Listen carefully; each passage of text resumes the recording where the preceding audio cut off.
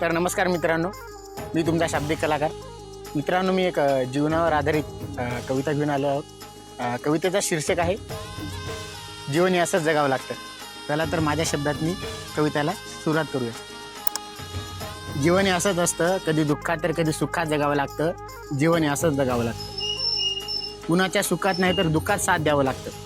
कुणाच्या सुखात नाही तर दुःखात साथ द्यावं लागतं. कुणी मदतीला हाक मारली तर माणुसकी जिवंत ठेवण्यासाठी मदतीला जावं लागतं.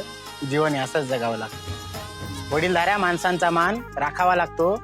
मानापानाने वडीलधाऱ्या माणसांना बोलावं लागतं. जीवन हे असंच जगावं लागतं. गरिबीचे चटके सहन करून श्रीमंत होण्यासाठी रात्रदिवस झटावं लागतं. गरिबीचे चटके सहन करून श्रीमंत होण्यासाठी रात्रदिवस झटावं लागतं. जीवन हे असंच जगावं लागतं.